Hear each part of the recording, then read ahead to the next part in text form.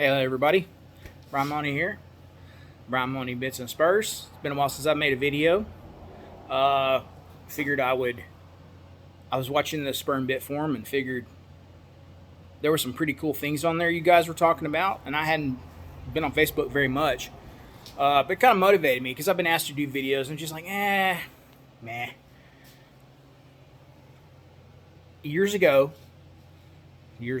Several years ago, me and Dan Conway put a class on, a true beginner's class. So there were some people that maybe want to learn how to do this, what we do. And so we figured, well, hell, we'll build conchos, slotted conchos. And what we did was we told them what we were going to do. You're going to build 6 conchos, start to finish, polish to engrave. So basically, we gave them sticky paper. They draw in sticky paper and they cut the entire concho out with a number 6 or number 8 blade from Rios with a 6-inch jeweler saw. That's how I started. Not only that, cutting through steel gets your muscle memory trained to keep your blade straight, because when you break a number 8 blade, it ain't no punk. When you start sawing into 20 gauge silver, it's really easy, and your muscle memory is already there. That trained that part. So people sawed out maybe 1 or 2 of these the first day, and they were like, "Oh my God, we're not gonna make it." The next morning, we give them these already punched out. You can't skip a process. I don't care what it is, whether it's learning how to rope, train horses, mechanic. You got to pay your dues, and that's not to the industry, that's to yourself. By learning the hard process, you learn what it takes to finish a product. But not only that, for about $100, you can decide, man, I don't really want to do this.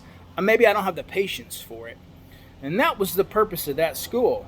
And we had the people that attended really like it. Some of them didn't want to do it, but they only had $100-something plus the tuition that was for the class invested, and they didn't have to spend $1,500 on an engraver and grinders and welding machines.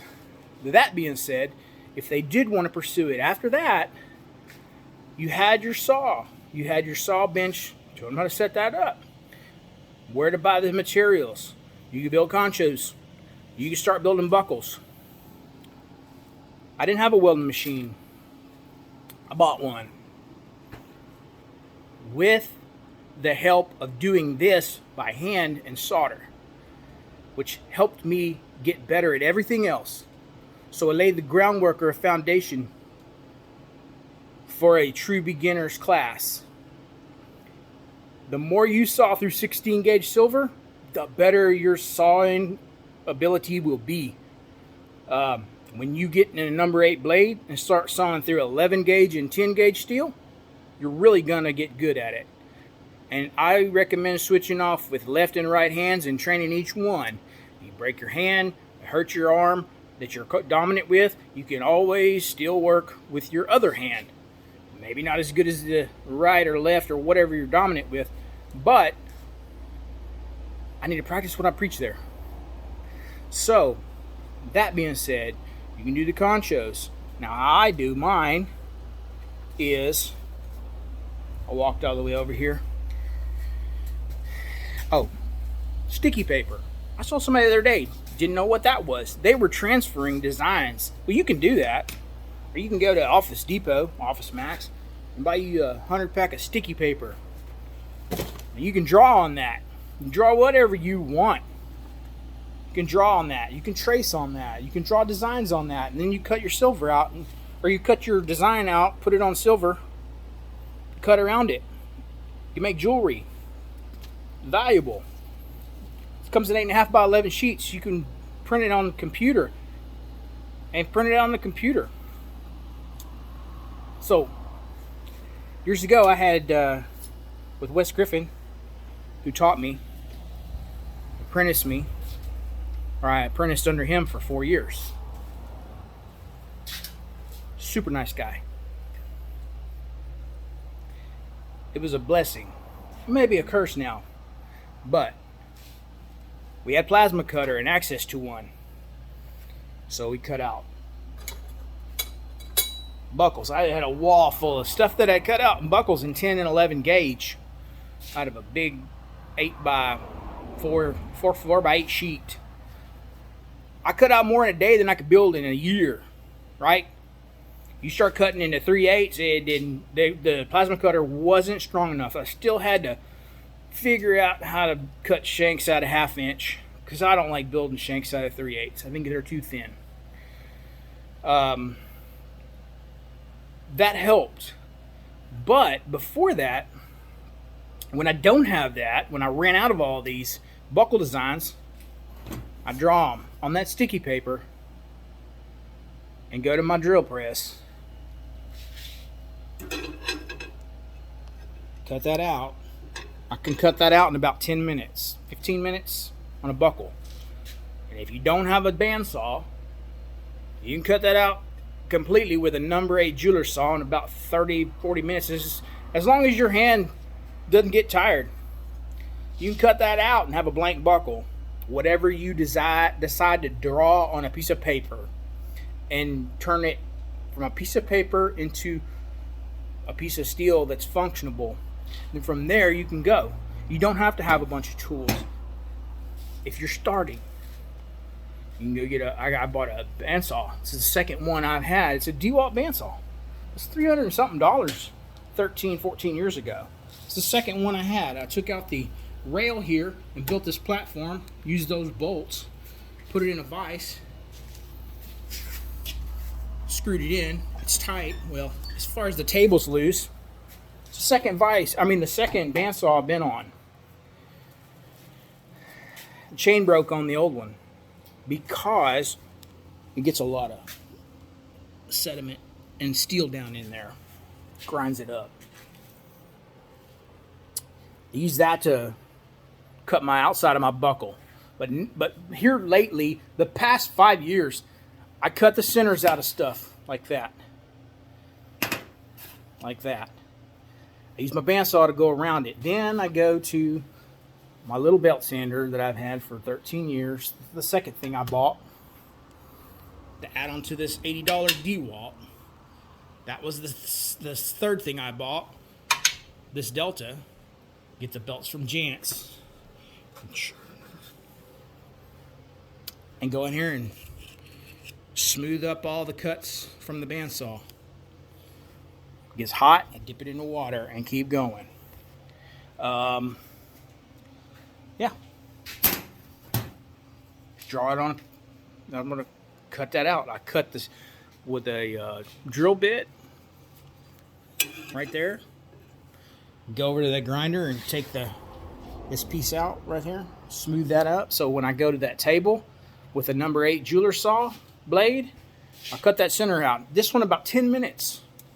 Then I go to my bandsaw and cut the outside part out. Then I go to the old hand files. For a cart buckle, you can't get nothing in there. Stick it in there. And take my files one way, not like this, one way. One way. These are just finer files. And that's how you do it. I true it up, square it up, and then when all that's done and pretty square, I go on the inside and angle them. Cut the bevel so it's smooth inside the leather all the way around. There's no sharp edges. If there's a sharp edge on the outside, it's flat. I'll take that really fine file and just lightly take the sharp edge on the outside off. But I cut a slot bevel. Well, a slot bevel. I mean a taper. See, I taper it so the leather doesn't cut when it pulls tight and it slides in easy. From there, I can throw that in the acid, muriatic acid, and take that fire scale off, or an 80 grit. Take that off, smooth the back up. I stamp my name on it, the number, go to the top, take that off. 80, 120, 300. Then I'll go to a gray wheel.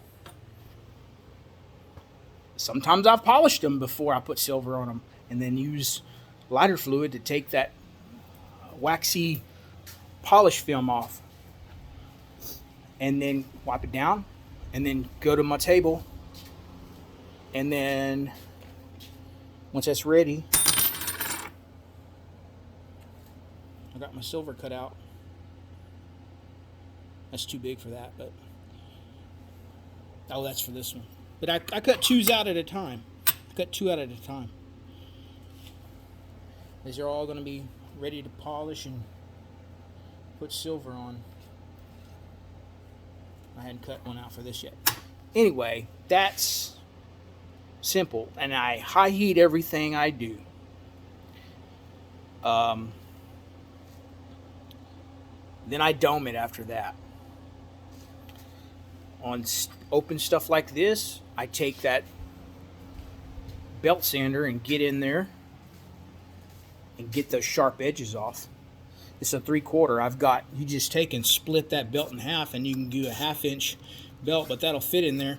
And I do my angles, I do my sides, and after I mount my silver on, if I got any left over that's overhanging, I'll come over here and use my belt sander, grind it back down to the metal and smooth, come on the inside.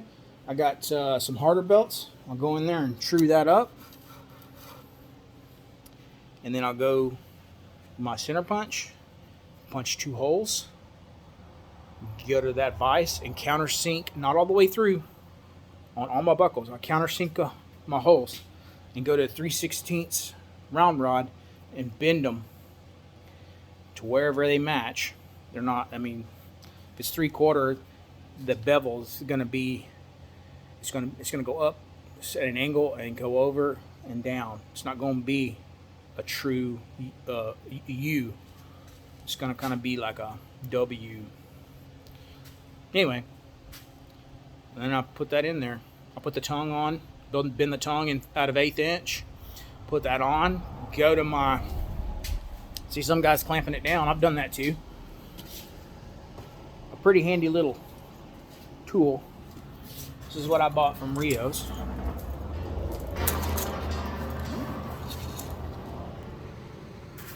Lava rock. You put your buckle in there. You set your tines in there after you high heat it, and then stick it, weld it, and then from there I grab it with these pliers and I go to muriatic acid and dump it in there hot. I don't leave it in there very long. I just take all that fire scale off and any flux that's on there. Sometimes you'll have a little residue on the inside, but you can scrape that off with a little bit of water, hot water. I go to my gray wheel and clean anything off that bled, and then go to the polishing wheel and polish it out. And if I got to overlay, say that flower there is going to have a copper dot on it, I'll clean that up with the gray wheel.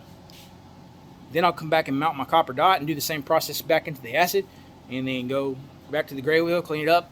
And from there, make sure there's no bleed, silver bleed over on the metal, and then I'll polish it. And then you can put your finish on there, or you can leave it shiny. Put gray, you can put blue, you can just leave it shiny. It's up to you. And that's pretty much it.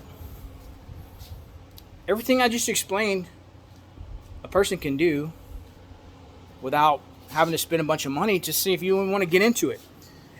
And if you do, you've invested in some material and tools. You can build buckles and stuff in solder only, if you're doing it a hobby. And then you can use that money to buy a new tool. You buy a belt sander, you can buy a bandsaw. But also, I use this number 6 jeweler's saw, and it's old. And when you get them new, they're going to look real nice. And this is my boy's. He bought that. He invested in his own money for that, and that's mine. That's 14 years old. Number 8 blades. That's what I use to cut the centers out. It's teeth per inch. I don't know what the teeth per inch for different sizes of metal. That's another thing you need to learn. Teeth per inch cuts faster. 14 teeth per inch, whatever, especially on your bandsaws. The finer teeth are going to cut thicker stuff, or vice versa. Anyway, you can cut that out with a one eye, but you're going to break a lot of blades cutting 11 and 10 gauge steel. So you go with a bigger blade. I think the biggest one I could find, I used to use number 6 blades. Then I found they had number 8s, and I can cut several buckles out with that number 8, just the center out before I break on. If you got a buckle like this, you don't have to leave the tang in there. You can cut this entire thing out on your bandsaw. I start with a flat plate design on there, and I just go in here and come on this side, and then I come take that corner out, and then I come back and take that corner out, and then I come down here and just start taking these chips out, and then I'll take it and smooth it up. And I've got my center cut out, and then I'll come around here and cut my lines, cut the outer points of my lines. Now this is a 3/8 inch, so it doesn't bend very well, so you might get in a tight bind. You might have to come in over here and take that piece out. And then I always use a pusher too. It's a piece of steel. If I'm pushing, I use that so my hands are protected. It's just a piece of steel. So you can put it in there and you can push with it with both. You can hold it out here, but you can push with it on this side or this side, either way. That's it. I'll mount that, and when I dome that, if it bends in back here, go to my vise or spread it a little with a pair of pliers. As long as that remains 3/4 all the way to the end, I'm good. You're not going to have any problems. And I don't build a staple that's really deep. That's it. Hope that helps.